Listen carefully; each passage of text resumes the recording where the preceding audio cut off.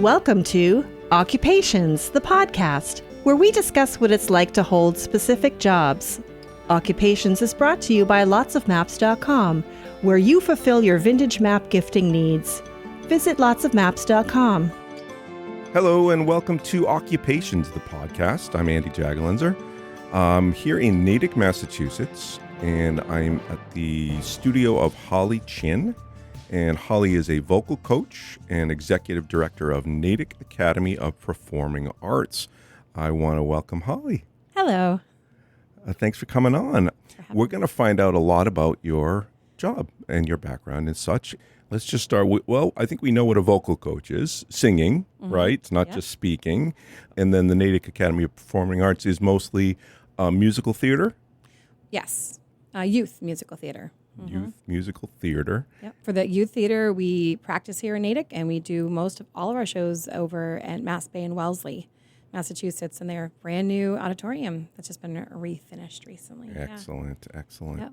All right, let's go right back to the beginning again. Where'd you grow up? I was actually born in Natick. Oh. And I lived here for a while. Then parents divorced, and I moved to New Hampshire, Hudson, till I was about 10. And my mom's dad got sick, and I moved with her to North Carolina, Sanford, North Carolina. And my sister Heidi was about to graduate, so she stayed here with her friend Katie and graduated out here. And my sister Heather moved into my grandparents' place in Natick. Oh. So there was a bit dispersed. So yeah, I lived in North Carolina till I was 18. Well, let's go back to elementary school. So, and the reason why I'm bringing you back that far is because music is infectious and kids usually get music early on. Tell me about your first foray into music. I've always loved music, always singing, humming, no matter where I was, always. However, at school, from kindergarten to, just kindergarten, I'm going to probably botch this word, but I had a bit of select mutism, or I think that's what it's called, but where I was comfortable talking with my family at home, but at school, I just shut down. I didn't talk to anyone, and they were kind of concerned like something was wrong with me, but so they held me back, and instead of going into first grade from kindergarten, I went to a program called Readiness in Hudson, New Hampshire at H.O. Smith School, and it was the best thing. I had a wonderful teacher. Her name was Connie Chaput. She was wonderful. And my music teacher, Miss Pratt, I will never forget her. And she's the reason why I started really coming out of my shell. So having that year of readiness was crucial for me. And then I was able to go into first grade and feel much more comfortable. I was still very shy, but music helped me so much. And Was that one of the tools that they used at the school to bring kids out of their shell? No, it just happened to be something I latched onto. And it was a good resource, and she happened to pick some really good songs. I still remember so many of those songs today, and just found, my love for it early on, and that was a huge release for me. So you were like 5, 6? Yeah. Wow. 6 years old. Fantastic. Well, I guess, music, again, it's like one of those things that it's not like you're not exposed to music as a young kid. Pretty much every person I think is exposed to it. So. Yep. My dad was a musician as well, and tell us about him.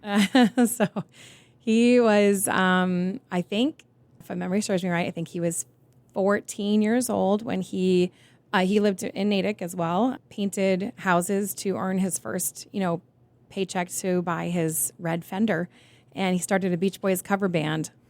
Oh, man. So he did that with a bunch of neighborhood kids. They all dressed the part. They all looked like the Beach Boys, and super inspired by them. He loved them and continued doing music over the years. It evolved. He went and did a lot of rock and roll. He did, I think it was a group he was in called the Boston Massacre. And then he later filled a position for a kind of a well-known group in this area called Thunder Train. So he did that. And later in his years, I think he really started picking up and loving jazz music. So I remember this one time I went to him and I said, I have a question for him. And I got this solo for this a cappella group and I showed him some sheet music.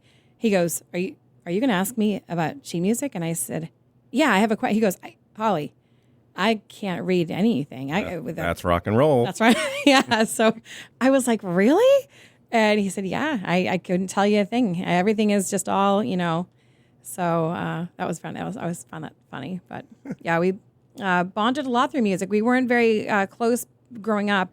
He was up here. I was in North Carolina, and he was, doing his musician thing and working different gigs and side hustles and everything. And it wasn't until I was much older that he even knew that I had any kind of music in me whatsoever. So, yeah. Wow, that's interesting. Yeah. So was your mother, did she have music in the house? We always had music in the house, and all different kinds. My mom, we always joke about this because she used to drop me off at school in the morning, and she'd always be listening to bluegrass. That was her, because her roots are in the South. And Sure.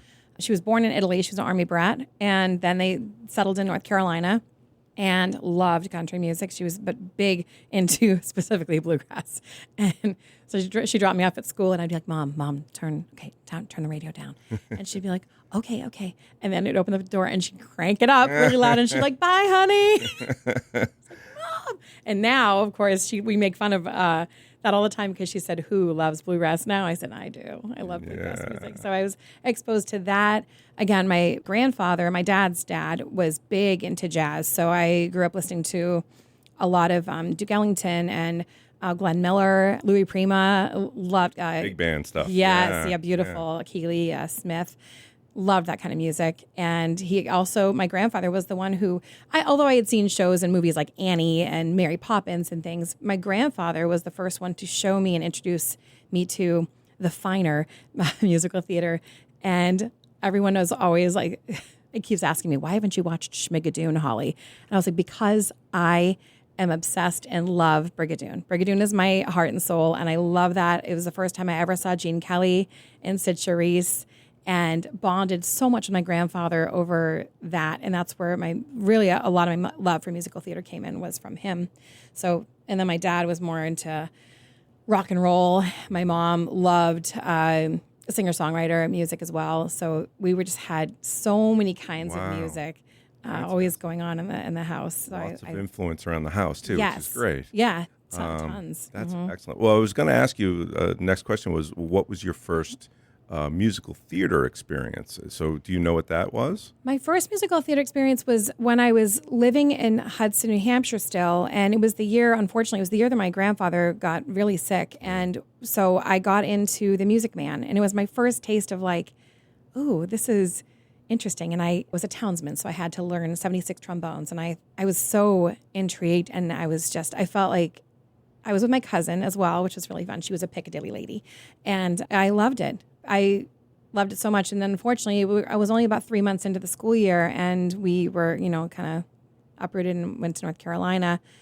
And I did a play when I was younger. I think the first musical that I was getting right back into, that I thought I liked that feeling and I really wanted to try that again, was West Side Story. And I tried out for the high school show in 9th grade, and I got a part, and I loved it. I was done for at that point. Wow. So I loved it so much. Oh, that's great. Well, classics there. That's the good thing is, do you consider yourself an actress as well? I mean, obviously you're acting. Have you ever done non-musical plays? A couple. I know, not tons, mostly musicals. But as I've got older, I like plays more. I love music, love it so much, but the musical theater world seems to be shifting and a lot and changing over the years, and I feel different about it as I got older. Yeah. Yeah. It's definitely evolved. Interesting. Okay. With anything, Great. Yeah. So we understand what happened in elementary school. Mm-hmm. Anything big happen in music or in the musical theater world for you? Oh, yes. Okay. Yeah. Yes. Well, something that was life-changing for me. I was in 6th grade. Mm-hmm. Did not have a good year when I moved to in 5th grade. I was at a different school, and I hated it. It was a culture shock for me. I unfortunately was very bullied in school, and I just couldn't find my footing that first year. And then we moved to another part of town, and I went to a little elementary school in Sanford called St. Clair Elementary, and it was wonderful. I went up to 6th grade there, and then it was junior high after that. They don't call it that anymore. But I met one of my first friend there, her name was Danielle Denny, and Christy Francis and Jenny Love. Those three were like, I was so thankful and so blessed to have met them, and they just took me right under their wing and as if I was their family. And sounds like a trio, a musical group. Yeah. So they actually, specifically Danielle and Christy, invited me to their church, and I didn't have a lot of church in my life growing up, and going down there, I mean, it's in the South, it's everywhere. It's very relevant, and that is a piece of my life that I treasure so much. I was able to just meet new people and see families and understand the value of family more so. I mean, my mom she's wonderful, and my family was wonderful, but there's issues like with everyone, and a broken family, then broken again with moving away. It was really hard to find those pieces again. And those families, they were wonderful. They were just so sweet, and I loved singing in the church so much. That is a huge part of me, again, coming out of my shell, finding, more faith and love through music and the church, which I loved. And that very same year, in 6th grade, we had this teacher. Her name was Joy Snipes, and she was a quirky little teacher. And like most teachers, kids love to, pick on and make fun of teachers, as they do. I'm sure. I would love to know what people say about me, but who knows? But Joy she was a very interesting teacher, and I sang in the chorus. I had my first little kind of dance solo with this kid, Kevin Brown, and it was for We've Got Elegance from Hello Dolly, and I sang that in 6th grade. And one day we had our music class, and Miss Snipes had us all sitting down, and of course everyone was like, oh, well, here we go. She took out this big record, and she put on her record player, and she said, now I want you guys to close your eyes and imagine a little trickle of rain, and the rain, meets another drop, and then it meets this stream, and the song is playing at the same time. She's narrating this beautiful very visual piece, and I'm just in it. I'm like, little me, I was like, I don't know what my friends are doing around me, but I'm in. Wow. Because I'm locked in. And as the music progresses, and you can hear these beautiful, like the flutes and violins and this bass coming in, and all of a sudden she says, like this raging river meets the ocean. And as that happened, it opens up, and it was the Moldau by, some people pronounce it Smetana, some people pronounce his name Smetana, but it was the Moldau, and it was the most beautiful piece of music, all orchestra I've ever heard. And I remember in that moment, I had a whole new respect for this woman, and it changed just like that. Wow. So my friends went off to recess, and I was like, hold on, I forgot something in the room. And I went to Miss Snipes afterwards, and I remember going to her and like tapping her on the shoulder, and I was like, hi. I said, I just wanted to say thank you for that, because that was really beautiful. And I said, can you tell me the name of that? And then she wrote it down for me, and I've never forgot that. And I've seen her every once in a while when I visit North Carolina. I'd run into her a couple times, and I always tell her, I'm like, you changed my life in that moment. Wow. It was, yeah. Wow, that's a great experience. Yeah. And it's nice that you still have a relationship with her as well. Yeah, I hope I see her again. I'm going back in a couple of weeks, and I'd love to hopefully bump into her. That's, there tends to be one teacher that touches everybody, Yeah. right? Yes. And sometimes it's several, but that the teacher craves that. Yeah. They want their children to understand and get it. And I'm sure she was thrilled Yes. when you came and tapped her on the shoulder. Oh, yeah. Yeah. Yeah. That's excellent. That community of teachers, there was her and my band teacher. I loved Mr. Murphy, Earl Murphy, Mike Wilkins, and Karen Huey. Those are the teachers that just, they had such a huge impact in my life. Yeah. Yeah. I'm not even sure I can remember that I was in school. Never mind who my teachers Well, were. you know what's funny? Yeah. Karen Huey actually wrote, I did not go to college for this, but she did write me a recommendation letter for college. And when I read that letter, I was floored. My mom found it recently, and she sent it to me. And reading it again, I was so emotional reading it. I was like, whoa, this woman, and I love my mother dearly, but and she knows me very well, but I'd never had someone outside of like my mom who she just got it. She was like, Holly does not like school. And I didn't like it. I didn't like the whole needing to fit in and feeling that, I hated it. It was constant, like this competition and need to prove yourself and your value or your worth or where do you fit in. And the only place I ever felt like I belonged and I was like, this is a place where I know I'm welcomed. The teachers respect me. I respect them. There's such a beautiful mentorship there. And it was in performing arts. And that's where I really felt truly accepted. Yeah. How were you as a student? I was always wanting to be a good student. I think that I probably at the time maybe was never diagnosed with probably some ADD when I was younger. Had a very hard time focusing. Even today, reading books, like a paper book, I love the smell of books, but I'm like, I love the smell of an old book, but I tend to do better with screen reading than I do with books. I tend to read a page and oftentimes forget exactly what I just read. It goes out right away. And it's still to this day, unless it's really something that I'm focused on, I'm very interested in biographies. I love research. So that will keep me engulfed. But as far as someone says, here's this great book, you should read it. I'm like, thanks. And I'll take it. And I'm like, nah, it's going to just collect dust. I'll smell the book.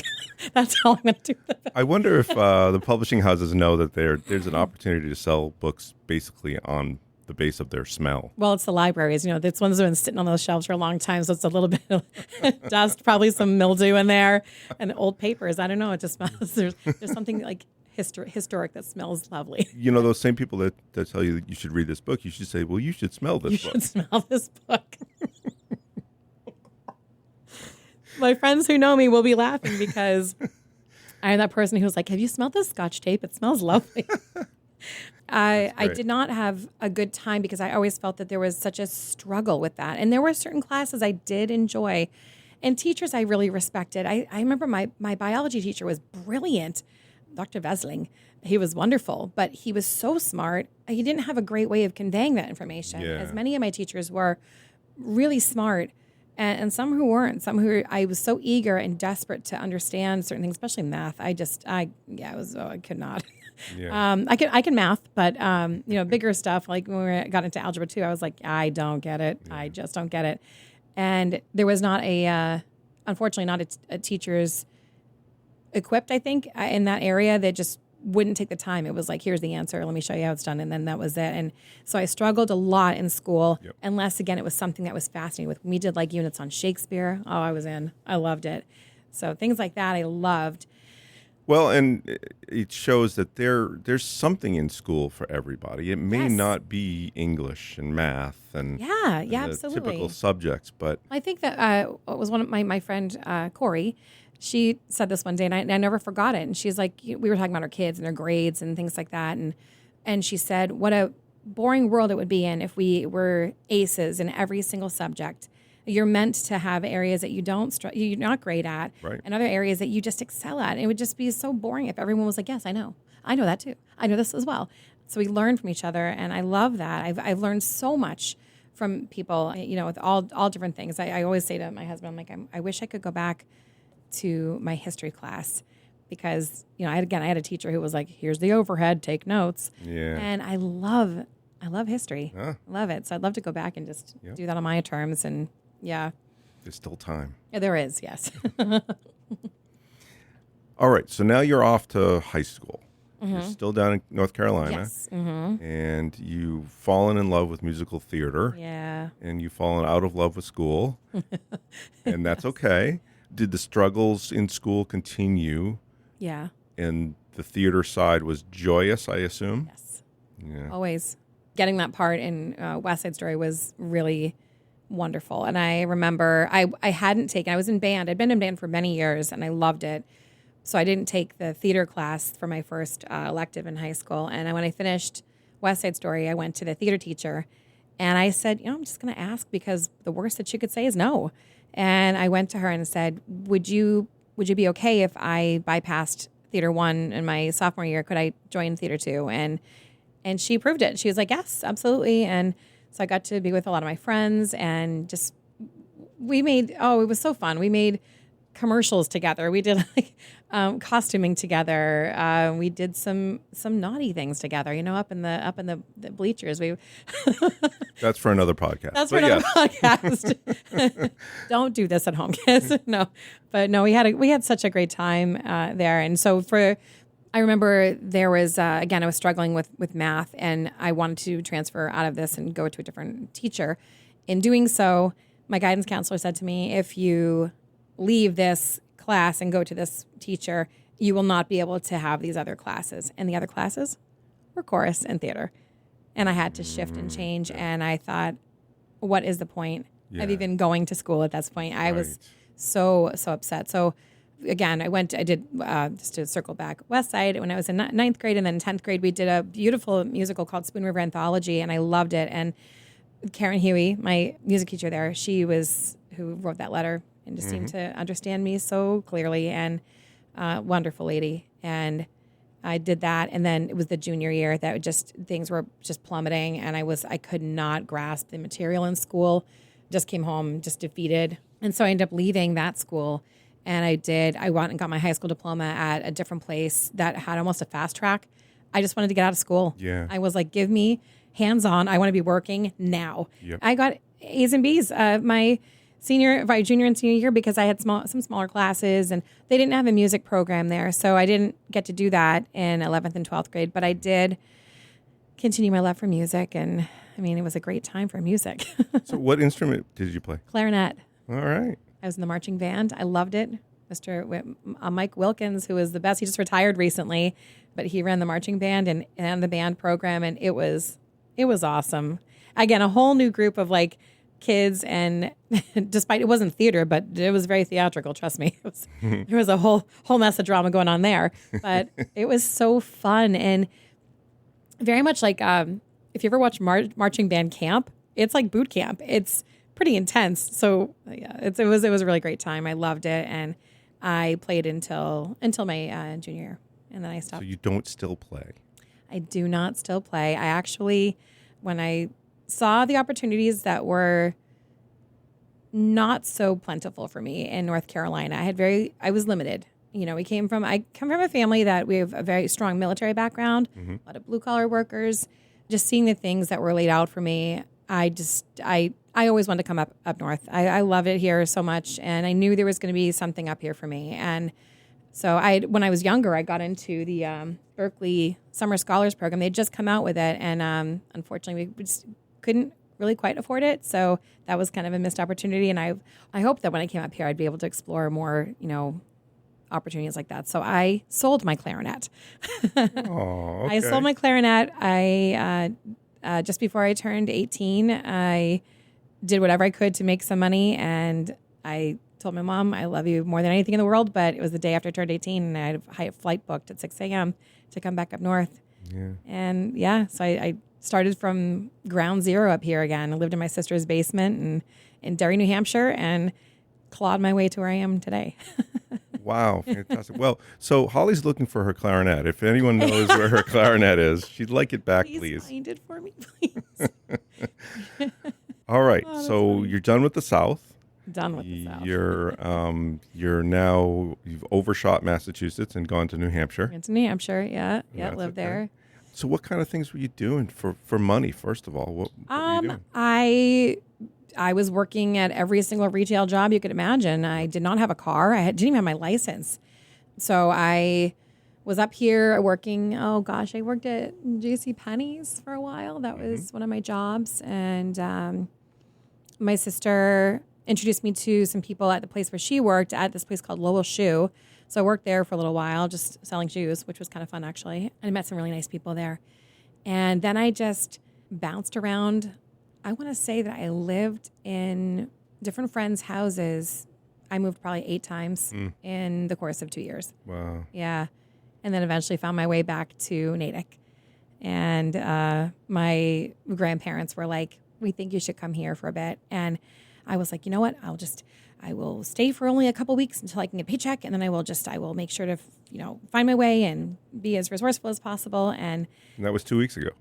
That was 2 weeks ago. It was actually it was like 2 weeks turned into 2 years there, but it was exactly what I needed. It was everything. My grandparents were just everything to me. I loved them so much. I actually lived right behind here. It was, right in this neighborhood.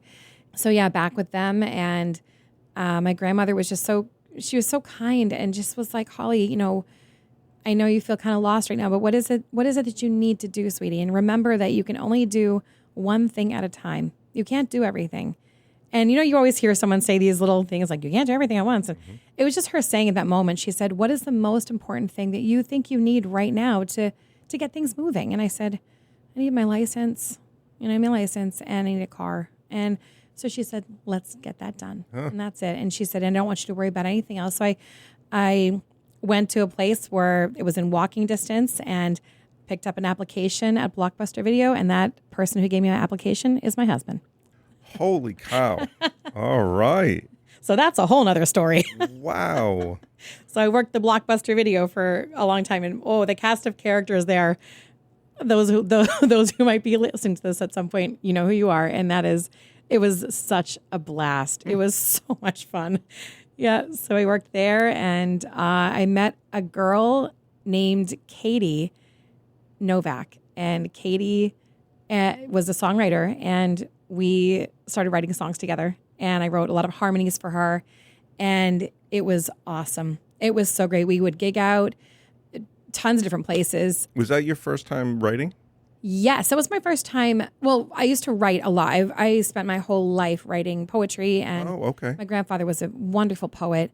So I've always been writing. So lyrics always have come very easy for me. Chordal structure and writing the actual song is not something that is my forte, but I love to write lyrics. My husband always says to me, he's like, you write so quickly. I'm like, I know. It is a strength. Wow. So I do like that.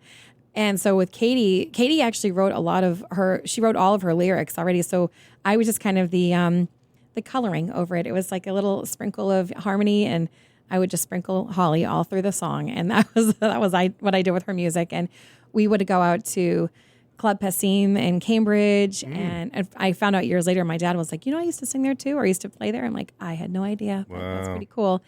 Yeah, we went to Manchester, New Hampshire. We go again to Cambridge. There was lots of different places. We would just go and find places to do open mics and gig and share our music. And so what would you consider the style of music? Singer-songwriter. Okay. I sing all different kinds of music, and I've been told pretty unanimously that they're like, no matter what, even if musical theater might be your favorite genre to sing and that you do very well, the one that just I connect most with people and you can feel the heart and soul is any kind of Americana, that kind of old folk rock country. So you weren't playing your clarinet. I would assume I was definitely not playing your friend was playing acoustic guitar? She was playing acoustic guitar, okay. Yeah. And I was just there along for the ride. I was just singing and, we joked around that every once in a while I'd take out the egg shaker and that was like my contribution past.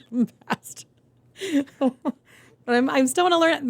My goal is I want to learn the mandolin. I would love to learn the mandolin. Excellent. Yeah. Right. But we did that and that was wonderful. And I loved that so much. And then Katie ended up moving. She moved to Florida, I think, and got married. And so we still connect on Facebook occasionally and, check in on each other. And so that was really... Is a reunion, a musical reunion in the works? It was, our group was called Till Revolution. And it was we need a reunion. We say it all the time. We're like, let's get the girls back together again. That's terrific. Yeah. So I did that. And then I met a person over at Mass Bay because I was curious about school. Again, I hadn't really been pushed to go to college but I was curious and I was like, I think I want to. There's some pull, I feel like this was definitely a universal thing happening. And there was a guy at Mass Bay who was just doing an extra kind of an enrichment of some sort. And he was going to be doing a show there and he did working. And I was the teacher in it. I was an operator in it. And then I got to sing most of the songs throughout the show in that. So met a lot of good friends. And my dad, that was the first show he'd ever gone to and did not know that I really sang at all. So, wow. Yeah. Was he blown away? Yeah. Because I've heard you sing and you blow people away. Thank you. He was, yeah. It was really very emotional, actually. I remember I got off stage, and my Grammy always used to call him Daddy. She always referred to him as Daddy. And so she gave me a hug, and she was like, oh. She's like, Daddy is right there. Daddy is right there. And I think at the time I was maybe 21. I think I was 21. Mm-hmm. I turned around, and he looked like a cherry tomato. He was so red, and just tears were just. Wow. And all he said was, he goes, I had no idea. And just scooped me in, and it was a quite emotional moment. Oh, I imagine. Yeah. So we bonded beautifully after that. I think just having that, I think in his later years, I think there was, definitely a feeling of time lost, and we could have had more connections, but we got it. We did. We connected enough where I can say I'm satisfied, But he passed when he was 49, actually. Oh, boy. Yeah. And here I am, 48. We talked about, my sister and I were speaking this recently. I said, can't believe that was it. I said, man, I got a lot more stuff to do. That can't happen to me. It's like, there are things to do, man. You bet. Yeah. Got work to do. Yeah. All right. So you stuck with music for a long period of time. Mm-hmm. What about the theater side of things? Now, you had just mentioned the Mass Bay. Yeah. Did that reopen your eyes to musical theater? It did reopen, yeah. So I did that. Lots of things. So yeah, working was wonderful. The year after that, we did How to Succeed in Business Without Really Trying, which was really fun. Mm-hmm. And we got near the end of that show, and I lost my grandfather. And he was, in the years of my dad's absence, my grandfather, we called him Papa, he was my dad, truly, 100%. This is one I lived with for years after. And so he had passed, and my dad had been not well. We didn't really know 100% what was wrong with him, but he'd had liver issues. And I watched him steadily, like very, very quickly over a less than 4-month period of time, decline very quickly. And so about 2.5 weeks after that, he passed. Oh, boy. So it was a lot. And I did manage to do, I did 2 shows. I got 2 of them out of me. I was like, yeah.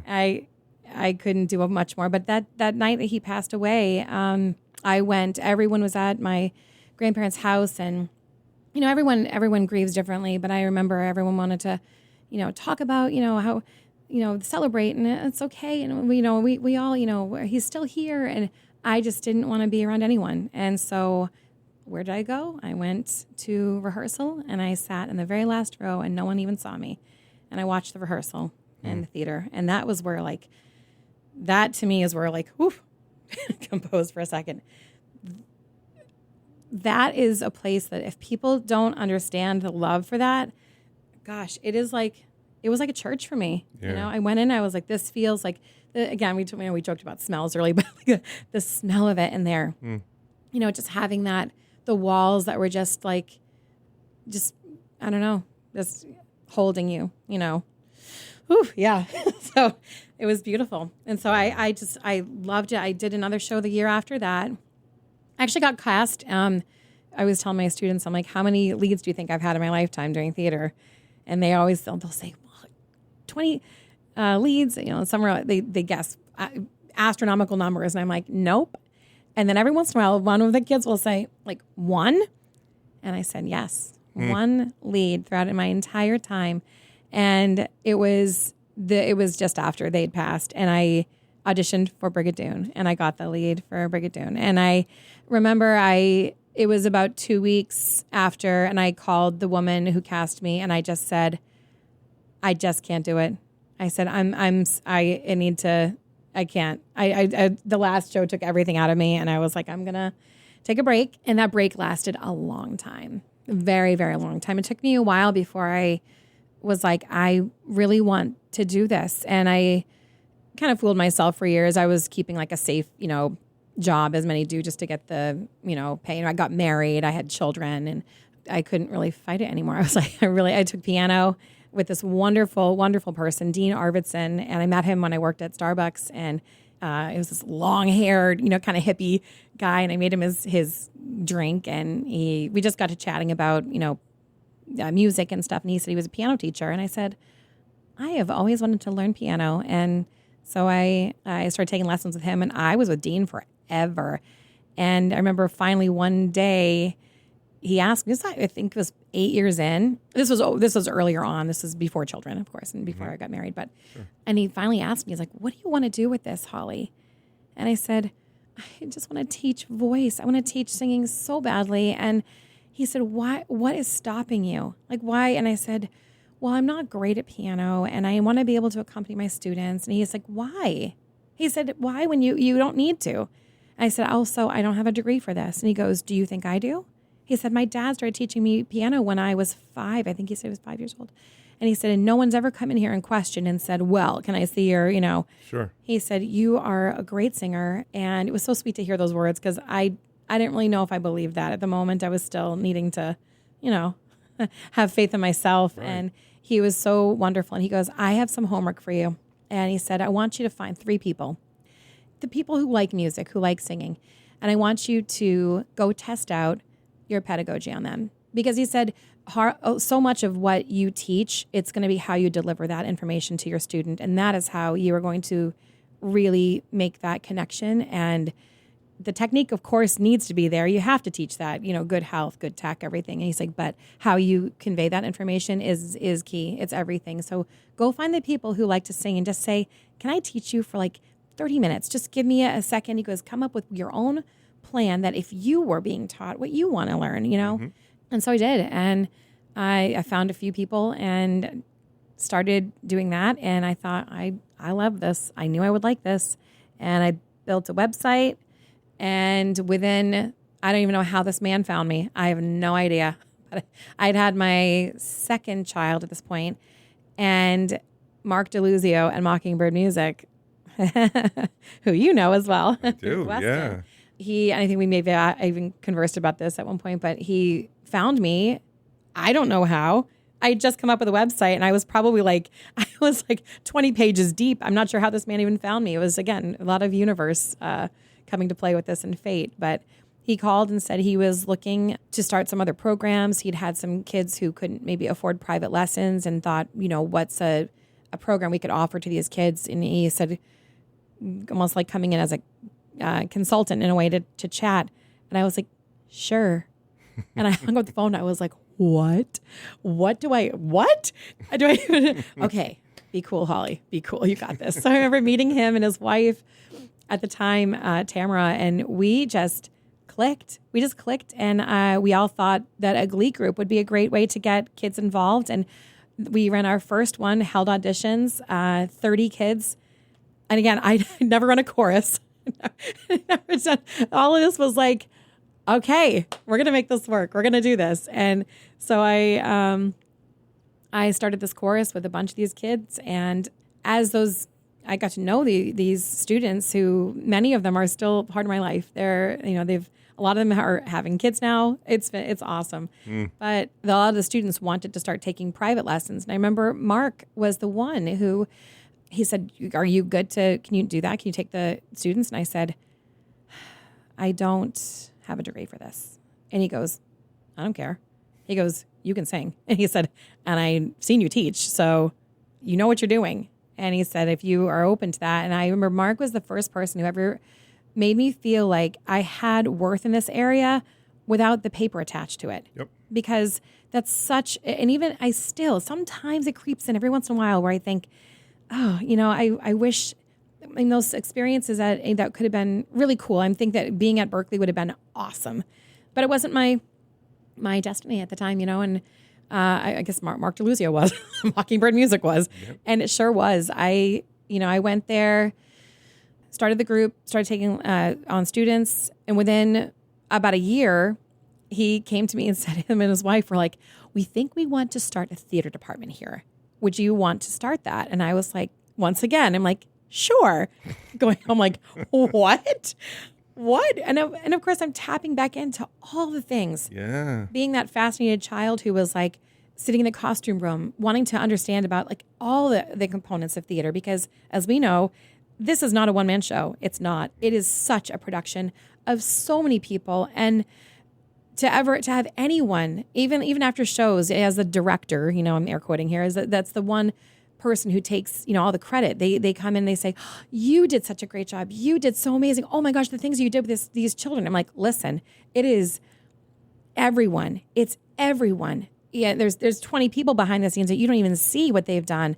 And the rehearsal time, that's where the magic happened. You got to see on the stage what we did, but all the good stuff happened in that rehearsal area with so many people coming together, collaborating, not the focus on competition, like really being, and I brought all that into Mockingbird. And again, with Mark, with Tamara, with other people, my beautiful friend, Kristen O'Brien and Dan Gravely, who has since passed away, and he was so dear to me, but I'm so thankful for these people. We were a wonderful team, and through them, I got to experience and learn how to build all this. So when I was there for an additional, I think, 6 years, and did just every show, I found myself finding this love for theater on the other side. And directing was something I was like, this is fun. I love it. So I was able to do my voice lessons still. I was creating, theater and opportunities for children and getting them out of their shell. Yeah. So that was really fun. And I did. And that's your license right there. That's it. Yeah.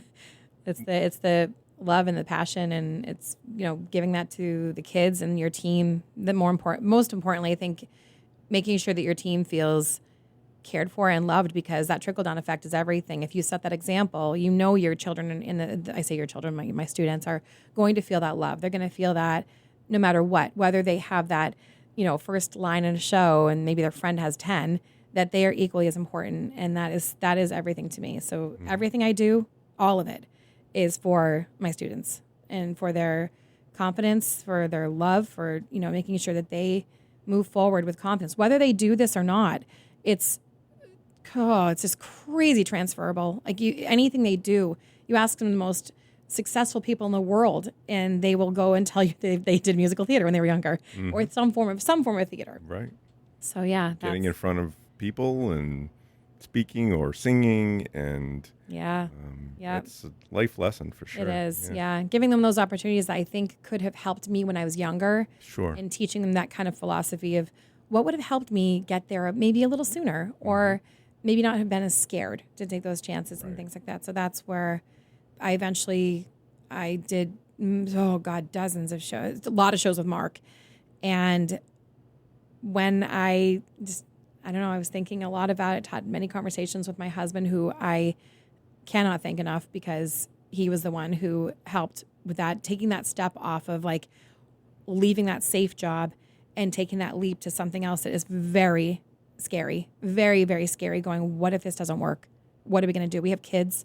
He had been laid off. It was terrifying to think about that chance, but I was like, I took a chance on me, and I was like, I'm going to just do it and see what happens and lead with as much love as I possibly can with this. And I remember going to Mark and Tamara and saying, I am going to leave. And that was one of the hardest things I ever had to do, because leaving a job that you absolutely adore, I only hope that for every person in the world that they can leave a place and know what that feels like. I left, cried the whole way home. I was like, but I knew I had to take that next step to do the things I want to do closer to home in my own community and build those things here. And though we had programs, and I have huge support for all the different programs we have in Natick, and Natick Drama Workshops has been around forever. I have friends my age who did Natick Drama Workshops, and TCAN has their beautiful programs they run for little ones. Cole Center, just getting their feet wet with theater. It's again collaborative, not competitive. That's my biggest thing. So it's what the arts is supposed to be, right? Exactly. Non-competitive. Yeah, but it definitely has taken many shifts over the years, and it's hard to keep that. I find myself swinging at it. It's not just like tapping it away. You got to take a swing at it, because it's hard. People get lost in that sometimes, and they forget why they do it and what it's doing for them. Sure. Yeah. Just do it, right? Yeah. You didn't have a license, but you're not a brain surgeon. You're not going to kill anybody if you don't do it right. Mm-hmm. You took a chance. Yep. You believed enough in yourself. You were told enough about yourself that you should be able to do this, and you did it. I'm sure it was scary. Yes. Yeah. But very. especially with children. I was like, yeah. But eventually, right? oh, I'm so happy. And because of that, taking that chance, I was then able to afford and go in. I joined the Institute for Vocal Advancement, and I was with them for 3 years, I think.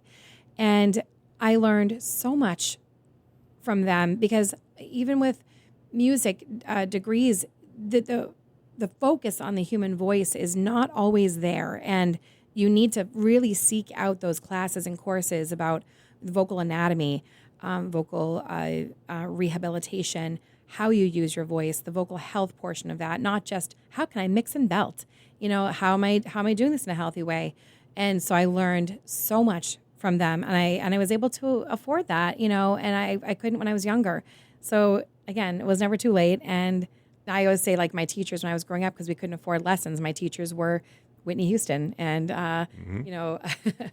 who were some of my favorites. I loved Linda Ronstadt, Gladys Knight. I loved, and Mariah Carey, obviously. I mean, she's amazing. And Celine Dion. That's where I really got so many of how I approach my voice technique through them. Right. And I was able to do things. I was able to mix. I was able to belt my voice, but I didn't know how to say those things. So being an IVA I was able to put these, I knew what belting was obviously at that point, but many things in terminology I did not know how to put into words. So joining them just made me a better teacher. Being able to get, just going back to what Dean said, was how you give that information to your student makes you a better teacher, makes you, have that connection, and the student just trust you more. And so that's, Lotsofmaps.com. Vintage, local, national, and world maps for an affordable price. 99% of our maps are $25 or less. Great as gifts.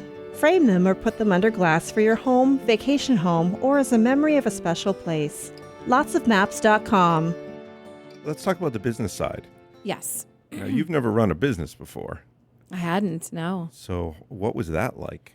That was, it was interesting. I think the hardest thing that I started dealing with was more things like, well, what do I charge? What do I do with that?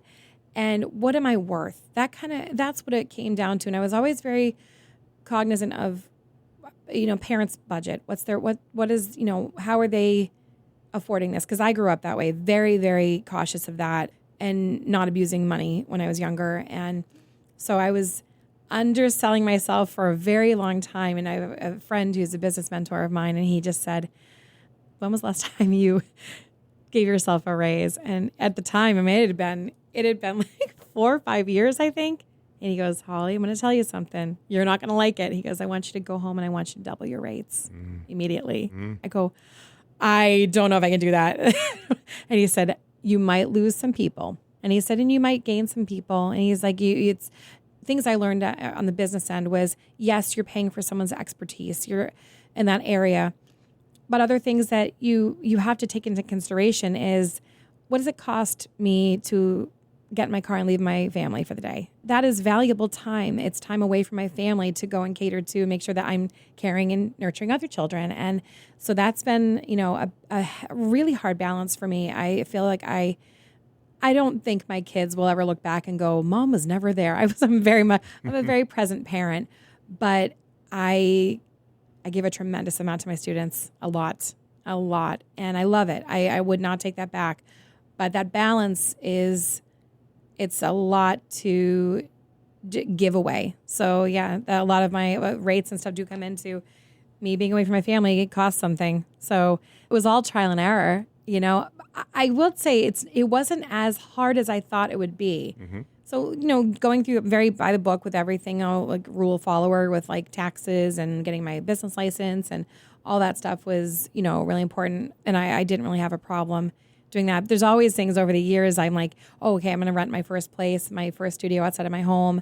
Those were things I learned about running the business. But now you get bills and overall, my accountant finally saying things like, Holly, did you use your car over the year? Did you buy things, for your do you have water that you give to your, do you have like things that and he's like, how about electricity? How about all these? And I said, well, yeah. And he said, you have to claim those things. He's like, they're write-offs. They're write-offs. I was like, okay, yeah. So those are things I definitely was being very conservative about over the years. Yeah. He goes, don't be. Yeah, he goes, you need to claim those things. So those are things I learned over the years. Are you comfortable running the business now? Yeah, on that very side much. Of it? Oh yeah, very much. I mean, I certainly don't love tax time, but any small business owner doesn't like tax time. That's for sure. But now with having State of Mind Performers was my theater company, and I moved that to a nonprofit a few years ago. So having our amazing treasurer and I've got Catherine Landry, Christy Fernandez helping with all the operations of everything that is key, and I don't really have to do any of that. So having a team on the nonprofit is wonderful. The board is outstanding, and I love working with these people. They're wonderful. So Holly, you've written recently. You've been writing your own show. Tell me a little bit about that. I did. A year and a half ago, I started writing a play. I'm not sure even how it started. To be honest, I always knew I wanted to write something, and I have a lot to say, as you can hear. And I started writing. It started pouring out of me. I wrote a play called Pressing Violets, and it's about grieving. It's about the process of how it's so different for everyone, and finding that joy and laughter in the most unsuspecting areas you just did not even think you could heal from, and a mother's love for her daughters, and very, very personal. There's a lot of personal parts to the story, and which is probably why it came out so quickly. And I loved it. I loved producing it, directing it, and the cast I worked with. Wow. I mean, I can't even tell you. There's a lot of, in theater, there's a lot of, I'm going to call them the fake I love yous. It's going to be, love you, babe. Love you. I love you so much. I can honestly tell you, I love this cast. They feel like family to me. And Julie Knowlton at Slate Casting was so wonderful to help share some videos of people she thought might be great for some parts. And it was wonderful. I met so many wonderful people, and they fit the parts for the shows and stood right by my side and, watched me right through that first table read, and everyone felt connected, and there were lots of tears. And I was like, this is exactly what I wanted for this show, is that if for nothing else, even if they were like, I don't love the story, a lot of people the most did. They all, but I wanted them to feel connected. I wanted them to leave there and go, I know what that felt like. I remember that. Or I had a friend who went through this, and I feel like everyone felt that in this. And it was a very organic show, and I was just dedicated to my family. We've been through a lot. It's been a lot over the years, and it was a good release for me. And I want to continue writing, but the personal stories, I think, is what people want to hear. They enjoy that. Yeah. I think it came out so easy, and people accepted the show so much because we're all connected so much. No matter how different we are in every facet of our lives, we are connected in so many different ways. We all grieve. We all are born. We all die. Yep. And that cycle is so important to remember, that we're all connected. Yep. Yeah. Fantastic. Well, look for Pressing Violets somewhere soon. I'm sure. I know you've already produced it, and you already did your run, but it'll come back again. Again. She's taking a nap right now, but she had 2 runs in Boston, super successful, and there's even been a little bit of a talk of a film adaptation of it. So we'll see what happens with that. But right now, she's taking a rest. Mr. Spielberg. I hope you're listening. All right, Holly, tell me a little bit about your day-to-day. I know it varies, and we're in the summer right now. Yeah. And I know during the school year it's pretty set schedule, I'm sure, and happening. But give me a ballpark understanding. I know every day's different. Sure. So there's the portion of working in the business and working on the business. And when you're in the business, you're in it, and when you're working on it, it's what I do during the daytime. So daytime is generally spent working on the theater business mostly. There's a lot of preparation that goes into, I would say, between the two. There's way more production that goes into that than running the voice business. And so when I get up, there's several meetings I have during the course of the week where we talk operations, we talk planning ahead. I meet with our our choreographer who's also on the board, Alana, and we talk about our upcoming shows and what we need for that for every part of productions, all the way down to what we're hoping to get for ticket sales versus, for enrollment and how we're running this, the building itself, getting production teams up and running, hiring new people, things like that. So it's a lot of working, on the business throughout the day, costume ordering, emails with parents, things like that. So it's the business part of it. That's during the daytime. And then usually around 2:00 is where my day actually starts here. So I get in and I generally will see voice students first. And then depending on what show and what day of the week it is, I will sometimes, leave this room here. We go out into the rehearsal spaces and we run rehearsals for about 2 hours, depending on what show it is and what day of the week it is. So we do that. And then I come back in here and I work with voice till generally about sometimes 9. Sometimes it could be later. It depends on if there's an adult student. I also see adults as well. So It's a lot of work. Again, passionate about that. So, it doesn't quite feel like tedious work. It's not that, but it's work nonetheless, and you feel it. It's a lot on the brain. It's a lot on the body, especially with just movements and sets and costuming and all this other stuff. So that's a little bit, but mostly I would say on the voice, it's a lot. I talk and I instruct a lot, so I'm very cautious about how I treat my own voice and things like that. So Very good. It's a long day. Do you have any advice let's start with parents of children. What would you suggest for their children? Some advice for helping their children. For voice and for theater, I would say honestly, they go hand in hand. They really do. I'd say in the beginning, especially when you're dealing with a lot of the kids who do start, they come in a little bit shy. Not everyone. Some of them are like they're stage ready. They're like, let's go. But I would say one of the best areas to start them in is in theater and group, whether that be group voice or group in theater itself. I think there's so much to be learned, one, about building your confidence with a team around you. So having that support, if you do have a little one who's shy and thinks, I don't want to do this part yet, you can say, do you want your friend to say the line with you? Or do you want to have that? And then all of a sudden they soften. That would be good. Okay, great. And then maybe by the next show, you're like, how do you feel about taking that line by yourself? Or do you want to have maybe a solo? And they think, maybe I would.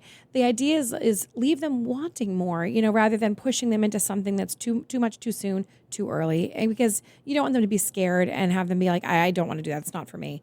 So having them in theater in a group setting, I believe, is one of the best approaches for them to get used to it, work together as a team, support each other. We do lots of talks about things like when someone forgets something, or if someone is in the middle of a song and their voice cracks, do we point and laugh at them? And they go, no. And I was like, what should we do? And I said, some people say, well, tell them it's okay. And I'm like, yeah, it's totally okay. It's like, no one ever died from a voice crack. Sometimes I feel like it does, but I was like, but I said, really, when we talk about the things of like what's happening when your voice cracks, it's just your two little tiny vocal cords just opening up. That's all it is. It just sounds really weird. It sounds like a big duck, but we talk about supporting each other. And if someone does forget something, maybe giving them a chance to try to get them on their own. But if they could also maybe help them and say the line for them or improvise or things, that is, once again, we talked about this transferable. That is how life works. We work together on teams. Sometimes we work with people that we're not crazy about, but in those moments you make it work. And then from there, I'm usually able to see who might be ready for that. You might have a child who maybe their voice is not 100%. I have a lot of parents who say, I don't know what you can do with this voice, but we'll see. But if they have a passion for it and they love singing, and even if the voice is like, oh, the pitch isn't quite there, that's one of the best times to get them in. We're not going to come in and have them start to sing, crazy, opera pieces, but getting them, used to hearing a song and sing playfully with them and get them used to hearing those pitch marks and things. That's really important. But also working on just acting through song as a way to build their confidence. There's a lot of people argue, there's a lot of issues where people say, oh, we don't start, a child too young. My theory is definitely start them younger, especially if they're having pitch issues. That's a time to keep your lessons playful, keep them enjoying loving music and singing and things like that. And as they get older and they're developing more, then you can take on, bigger songs and things like that. But honestly, I have little ones who come in here. One of my girls from years ago, she came in, she was 8 years old, and her mother was like, she wants to sing Defying Gravity. What am I going to do? And I said, we're going to let her sing Defying Gravity. And I said, because with or without me, your daughter has taken a love and a passion to this song. And the best thing I can do is be here to guide her how to do that song properly at her age where she's not hurting herself. So those things are helpful for young ones who want to dive in. I mean, Wicked is everywhere. And I love and hate that because, little ones are really pushing at their vocals a little too much. And so having the guidance of a voice teacher to say, here's a better way to approach it, or lowering a song a little bit so that they can hit those notes. Little ones are not supposed to be sounding like 40-year-old women. That's not, or it's just not supposed to be that way. So having that guidance is super important. So yeah, if I hear someone within the group in theater and go, wow, they're really maturing, vocally, I like this, or they have such a huge passion, or even if they are shy, I may reach out to a parent and say, you might want to consider having them take some voice lessons. So there's so many different levels of why you would take one. It's not always about that star student who's like, they're ready for Broadway. It's not that. It's, the person who's shy, that you build that trust and that relationship together and that mentorship together. And you go, wow, my daughter or son is starting to really come out of their shell now because of that, trusting that person who says, I could crack my voice in front of, Holly, and then she's not going to laugh at me. She's going to say, hey, I wonder why that happened. Let's figure out what happened before that voice crack came in. And maybe we were just pushing the voice a little too hard. If we go that little softer, maybe that. So there's the exploration with them is key. And it's one of the reasons why I love working with children so much. The developmental portion of that is my favorite part of teaching voice and theater as well. But with voice, I stand firm on this. If someone said to me, we have a roster of 10 people on Broadway right now that you could teach, I would take the underdeveloped, off-pitch, off-key, scared child in a second, because that's where my heart just like bursts when I work with children. I can see them have those moments of growth. I love it. And not to say, I love working with students who have really developed voices as well, but they've had their rite of passage. They've gone through the development portion of it. So sometimes I find myself with, some who are highly developed, that I'm kind of like, well, that was a great show. I will give you some pointers, because that song, we can always improve on a song no matter what. I'm living proof of that. There's so many songs I've worked on that I'm like, that could be better. We could tweak and we can refine, but the developmental portion of that is my wheelhouse. It's my lane, and it's where I like to stay. So great. Yeah. How about some advice for folks that might want to, let's say high school, college, want to start pursuing musical theater, of course, but also maybe teaching as well? There's so many great programs out there, and I definitely agree that if a child is interested in that, you can absolutely go for it. Take the steps and go to college for it. The musical theater acceptance rate is low. It's hard to get into the top programs. It's really difficult, and some kids can really, really stress themselves out. And I always try to assure them, you're going to get into a good college. I promise you that. You will get in. You will. It may not be Michigan. It may not be, NYU. But that's okay. I am living proof that you can do this with or without. If you network the right way and you work hard, you can get that. And for teaching, I know that I don't know enough about the program, but one of my girls, Amanda, she's just completed her work over at AMDA. And a lot of those schools that are in New York, they're great about, taking that first year and learning, all the bells and whistles of everything. The second year is more performing, but they just added a teaching program as well. And I think that's really good for a lot of the students to go down that road and have your dreams. I think that's so important to do that. I would never tell anyone, aim low. No, shoot for the stars.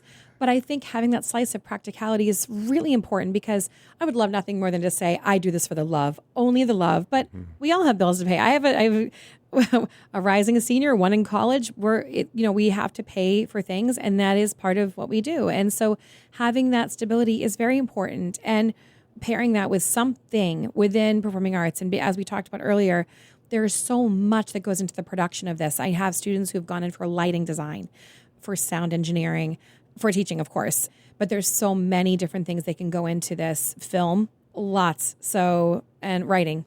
Some of my girls who I say girls only because I've mostly girls right now, but a lot of my students who have said they chose not to go down the rat race of going through all the musical theater preparation for auditioning in college and things. And they were like, I'm going for acting and film. And you stand a better chance of getting your foot in the door at some of those bigger colleges.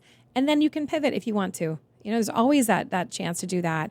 But I would say network, and no matter what school you get into, it's about taking a hold of those opportunities and really grabbing a hold of them and run with it and be nice.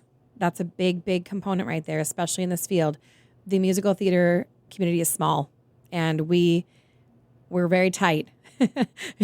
There's so many times that somebody will say a name. I'm like, I know exactly who you're talking. I know who that person is. Sure. And I would say, I'd love to say that there are more good than there are, but unfortunately, like I said earlier, it becomes highly competitive, and we lose sight of what we're doing this for. And you lose sight about the person next to you who you maybe should be supporting, and maybe pump the brakes on you for just a moment and support the people around you who are in maybe a similar situation that you were in, where you weren't quite as great. You weren't, you've had a chance to grow and be nurtured by, a teacher or a program or things like that. And it's not about the fame. It's just not. And, it's about the growth and development for me personally.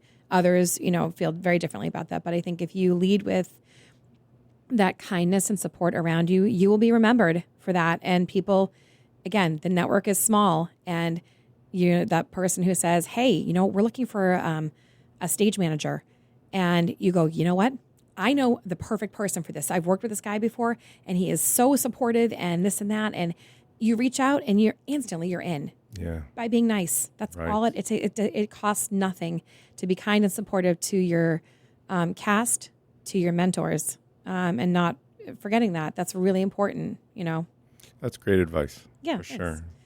Especially in a world that I would imagine could get very competitive at times. Very. Yeah. And that's hard to take when you're talking about art, but it's But a there are numbers game. Yeah, it totally is. But to answer your question too earlier, that there are lots of different programs out there. Some are, I'm not going to name any of them because some of them are very, very costly, very expensive college audition prep programs that they have, and some are more reasonable. And many of us didn't use that at all. So explore the options. Every family can, explore that financially, but you don't necessarily need those programs. If you can afford them, wonderful, but also be resourceful. You can find so much information online, and reaching out to a school themselves to say, hey, what's your criteria for, the average audition? Do you require 2 songs? Do you require a contrast song? How long are your cuts? Do the work, and honestly, for me personally, again, and everyone is different, doing the work, I just feel so much better about it myself. I feel like I have a better understanding. I also feel like I'm able to grab a hold of that and go, I did that. I didn't have anyone doing that for me. Getting assistance is wonderful. It really is. But you don't need to spend $15,000 out of what could be going for your college to pay for those. And again, I don't want to knock any programs. Some of the programs are wonderful out there, but there's so many different people. Talk to a college student who's fresh out of college who went down that road and pick their brain. And maybe offer them, some money to be like, they'd be happy to coach someone through the process rather than spending gobs of money on organizations who, let's be honest, college is not getting cheaper. It's so expensive for families right now. So you need to be mindful of that. If you have it, great. Good for you guys. But I'm always very mindful of that. So that's for sure. Yeah. Holly Chin, vocal coach and executive director of Natick Academy of Performing Arts. Thank you for joining us on Occupations and telling us your life. Much. Thank you for having me, and it was fun. Terrific. Join us again for another episode of Occupations coming soon. Occupations has been brought to you by lotsofmaps.com. Please follow Occupations the podcast on Facebook, Twitter, and Instagram to find information about our next episode or to see what past episodes are available.